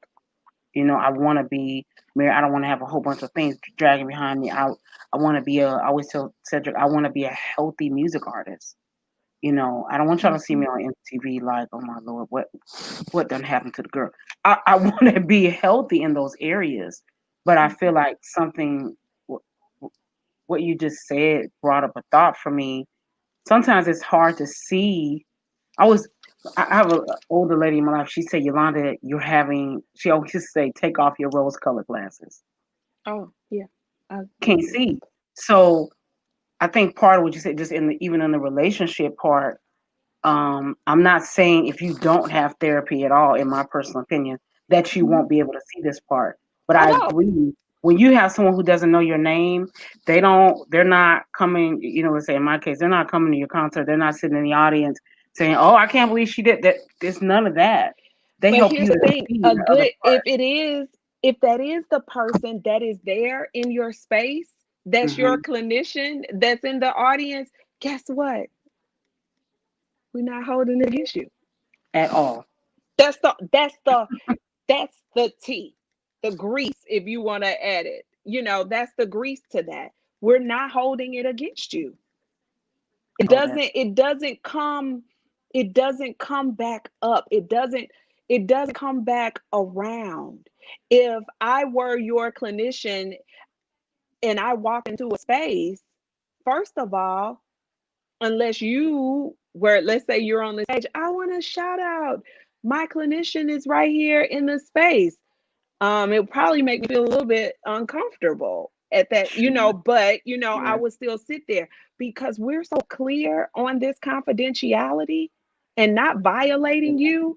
It wouldn't matter if and I say this to people that I talk to, if I see you and you see me, if you acknowledge me, then it's acknowledged. If you don't, I'll see you next week and be like, hey, how you doing? Because I'm not gonna, that's not my space. You may not want anybody to know who I Absolutely. am.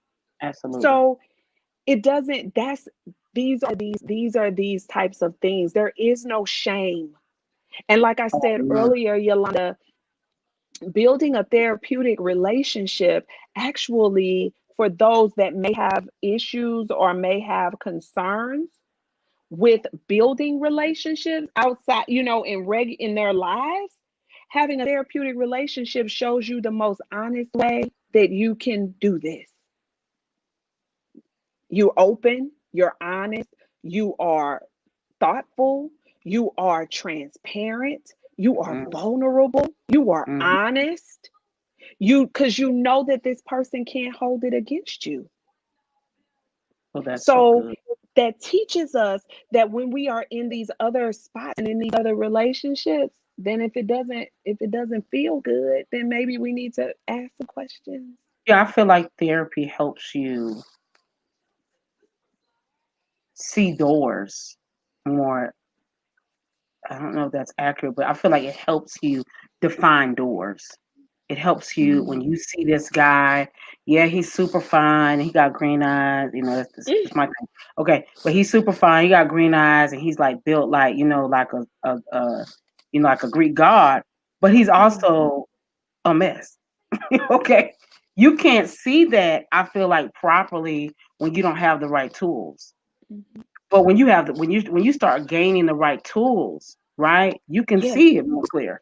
And then your friends, your families, they may come to you and say, yeah, yeah, yo, Yolanda, no, sis, no, that doesn't look. Why are you saying that?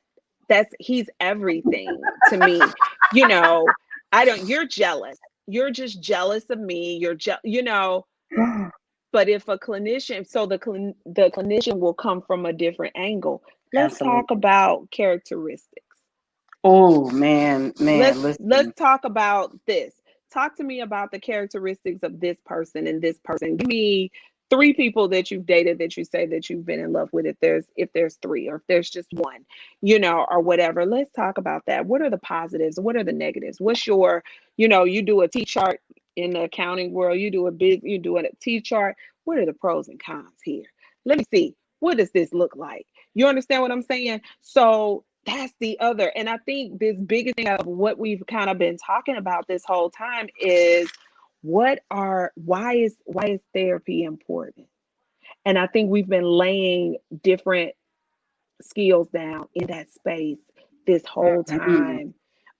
In what we've kind of been talking about, from dealing with anxiety, fear, and worry, to change versus our choices, in being able to create again. If we created once, we can create Say it again. again. And how do we learn to do something ingenious, something that nobody else has ever done before? We have this space now to do that. Absolutely agree. So my last question is, if a person is looking for, first, how do people reach you? Not necessarily in this order. How do people reach you or connect to you? Mhm. Those kind of things. Because guess what? Now you don't have to be in her city, and you can do therapy virtually. I do. You know, that's a plus from the pandemic. With all Yeah. the negatives, that's a plus. Yeah. But what are the three essential things people should look for when looking for a therapist? um Connection, vibe. What's the vibe? What's the energy? Okay. That's all kind of in one. You want to see what the treatment modality is. How do they do therapy? Do they do um, kind of directive therapy where they're kind of telling you what to do? Are they doing indirect therapy where we're creating this space together and understanding that um, the work, everything that you need is already inside of you, and sometimes we just have to, chip away at, some of those things that are there. Yeah, comfort ability. You're going to looking at their treatment modality, and the biggest thing is the connection, because the thing is that I may be as wonderful as I am, right? But I might not be the clinician for For this you. person or that person. And so what we do in that space is that if it doesn't work for you, we work to try to find you someone that can, Mhm. right? There are plenty of people out here, and everybody's cup of tea is not their cup of tea, right? Some people Right. may need a straight Christian counselor, and I'm only mentioning it that way because I think we've kind of been talking about it. Do that. There are clinicians that are not in the church, but that's what they do. Their brand is Christian counseling, Mm-hmm. right? Um, I deal with a lot of us, and we're in our business, in our office, we deal with a lot of trauma. We deal with a lot of trauma. So you want to talk about trauma? That's where you're gonna come and you're gonna talk to us. Okay. That's good. So you want to talk about prevention. How do you stop these things from happening? Those It's people that do that. We do a lot of, when I say trauma, we do a lot of intervention. You're in the midst of it. How do we help ourselves? Right? Mhm. So all in all, through and through, just understanding that it's okay. It's okay to love the Lord and have therapists. It's a shirt. It's a Absolutely. shirt that's out there that I need to order that says something very similar to that somewhere out on the web. It Absolutely. really is. Uh, it's really important. I want to stick this slide that's in here. And it doesn't have to be. I personally feel like it doesn't have to be. You don't have to be going to therapy for something dramatic. No. Because you know, the whole kitchen sink failed. No, no, no, I mean, really, I feel like people who just lead everyday lives, Yes. people who are parents, people who are the school teachers, Yes. you can just be a person who runs a company. I mean, Yeah. because life Change. happens, right? Life is happening all the time, and the thing is that we are typically in multiple phases or multiple grief and loss phases at the same time. Different Absolutely. situations. We're coming in and out of something. Okay. So it doesn't mean you're not, sometimes you just need to talk through some stuff. That's Absolutely. it.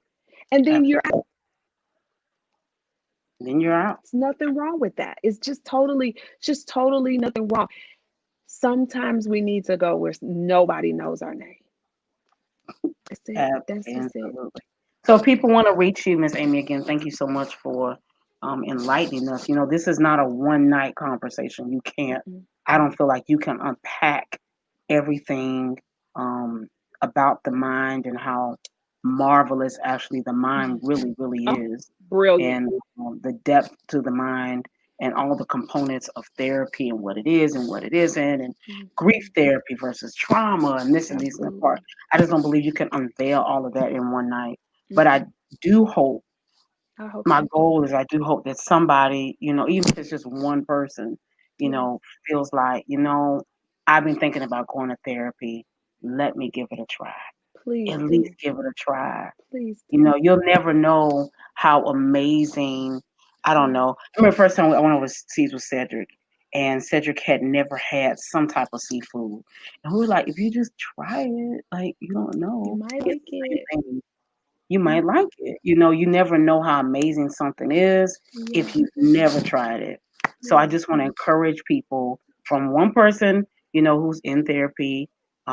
Is I want to say I'm a consumer in this case, right? and Yeah. she is a service provider, you Yeah. know, to try it. No one has, like she said, you can go somewhere. Listen, I don't care who you are, how Yeah. big your name is, you It does. know, all that doesn't matter. You can come into someone's office who all of those components. I want to say because I just know people who just are really apprehensive about it. And so, Okay. as a person I'm usually almost never in the consumer chair, but as a Okay. consumer on this end, I'm going to encourage you Yeah. to try it because Please. that person that's sitting there, I promise you, it's not that they don't care at all, but Mm-mm. their focus is not that you are a top chart selling artist No, not at or all. that you own a 500 fortune company or No. that you have 12 kids and they're five different daddies. Listen, Nobody. No. whatever your Who thing. who am I to judge you because you do your life differently Absolutely, than someone else? absolutely, That is not what we are here for. It's just not. Our focus is healing, happy, absolutely. healthy development of connections and healing and thriving and growing and developing and being great and doing all of that. Okay. Reach out, get help, gain clarity, heal, and Mhm. grow. That's all. Heal and That is grow. it. That's it. That's it. That's all we're looking for. Absolutely. So, how can Okay. people reach you? Okay, so I'm going to give you this is to my personal email address, and I know I gave you another one, but I'll use this one. It is um no, we can use the one that I gave you. It is no harm counseling at Okay. gmail.com. Think you're going to Okay. put that in there? Yes, ma'am. So I'm gonna put her email address in the chat, and I'm not sure if the cost of services or how she works, Yeah. but if you want to reach out and reach out to somebody and say, I live in, Yeah. Zimbabwe, and I want Yes. to know what I can do. Absolutely. That's the wonderful thing about Absolutely. Please technology. reach out. You can reach out from wherever you are across the world, and I just want to encourage you to be free. At the end of the Yes. day, no one wants us to live in agony or defeat forever. Nobody. And I It's not really fair to you. It's not know fair to you. That's to you as the individual. So that is my email address, and then we can go in if you want to reach out to me. I am there. Um, I will also give my Google number, and it is 312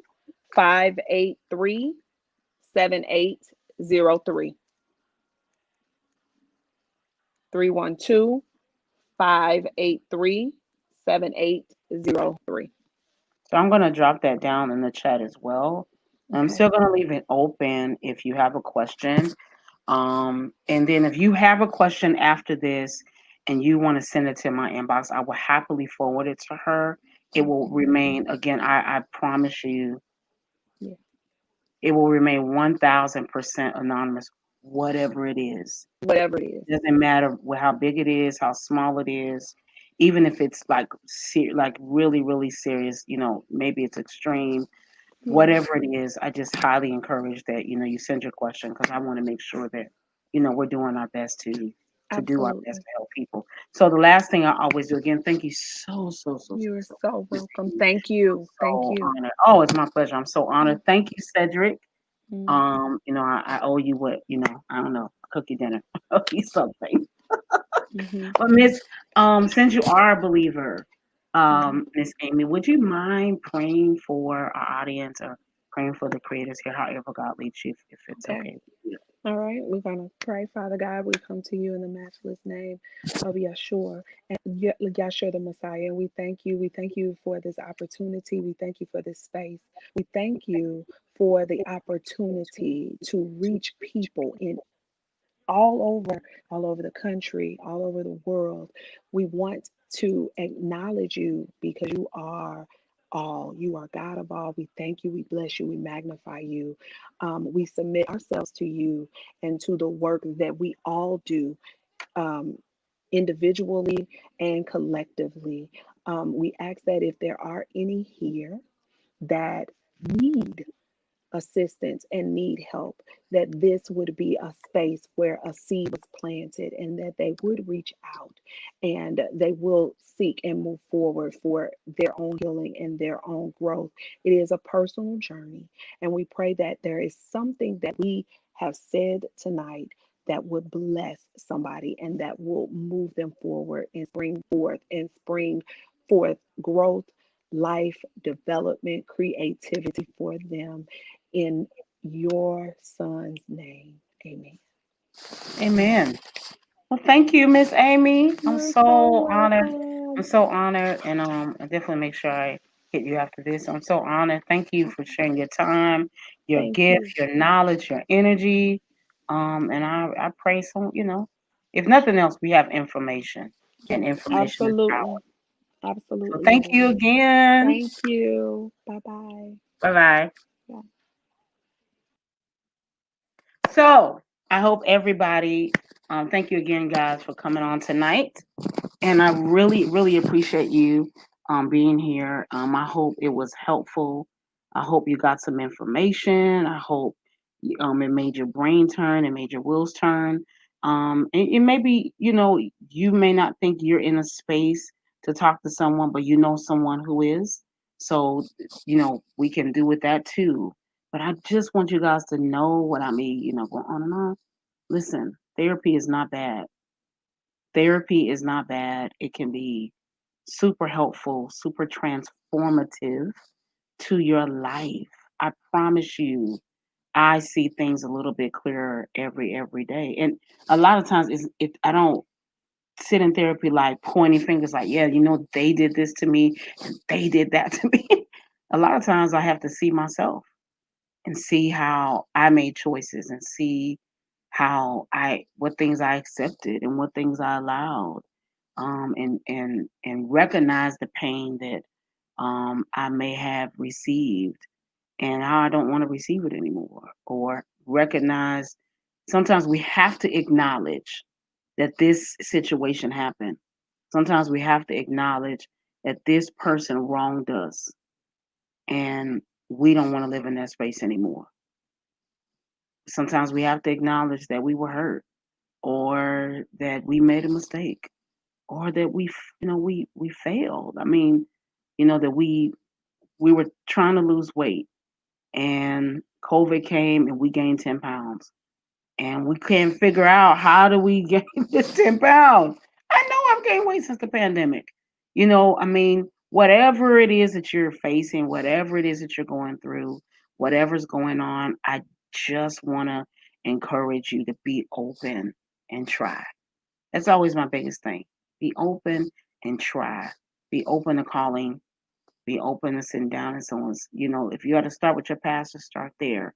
But be open to allowing someone. I talked to several people. I talked to Cedric. I talked to a therapist. I have another really, really good friend who, helps me like Yolanda, you need to slow down. It's okay not to work 6, 7 days a week. It's, whatever those things are, be okay with, open yourself up to try. So I hope everyone got something from it. Thank you so much for logging on tonight. Um, Please be sure you have a great week. Holidays coming. Hope you have a wonderful Thanksgiving. Please, please, please be safe. If you don't have to travel, don't. It's okay to do stuff by Zoom. You know, don't. I know we feel like the pandemic has robbed us of quite a bit of things, but don't get so wrapped in that you feel like I gotta go to my auntie's house. It's okay. Like just let's be safe because I want to see everybody another year. All right. So have an absolutely incredible, wonderful Sunday night. Be safe. Take care. Good night.